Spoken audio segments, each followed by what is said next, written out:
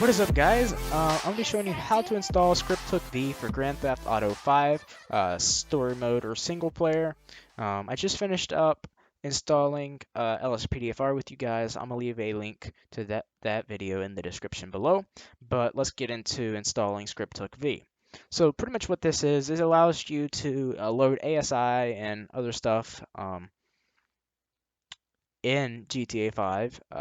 Pretty simple here. You need this to install most mods and stuff. Not sure every mod if you need this or not. I just install it. It doesn't hurt to do that. So I got it by DevC. This is the most like best way to get it without it being like a scam or some malware or something. Trust this. I'm gonna leave a link to the description down below. Um, so pretty much how this website works is it's going to have a release date of when it was released and a version and all that stuff here. Just click download. You're going to need something to unpack a zip file, so like WinRAR or something like that. Once you get it, you're going to be presented with a README, devc link thing here, and then the bin file. It comes with a native trainer. I'm gonna go back to my desktop here. It comes with a native trainer. If you don't want the trainer, which I like to install my own trainers, but if you just want it for whatever reason, just go ahead and delete the native trainer, which you can do it like delete that, or you can just drag and drop it and delete it in here. It's easier to do it that way. Or you can just not drag and drop it at all. Um, Next thing you want to do is you want to bring up your main GTA 5 folder. So mine's downloaded through Steam, which is my hard drive, and then Steam libraries, Steam apps, Common, and Grand Theft Auto 5. If you got it through Rockstar, it'll be a little bit different directory. Just find this somewhere in your computer. The next thing you want to do is you just want to drag and drop dinput8.dll and script_hook_v.dll into your Grand Theft Auto 5.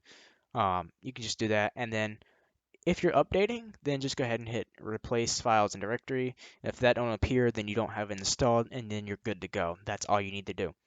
If that's all you want to know, appreciate you guys for watching. But if you want to know a little bit more, then stick around for a few more seconds, because every time Grand Theft Auto has an update, or you have to update it, um, you're gonna have to wait for a new release date. So try to keep up with that. I'm gonna try to keep up with that from now on and post it in my Discord as fast as possible. So join that in the description below.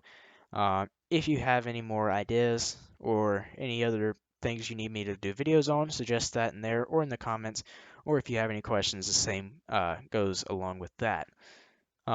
Pretty much, if Grand Theft Auto updates, continue to check this website out, and once it says once this has the newest release date, which would probably be the day or 2 days after the update, I'm not going to count on that, just somewhere around there. Make sure you watch out for an update. Once that occurs, then you can re-download it, and then you can just do the same steps and just replace the files, and you're good to go.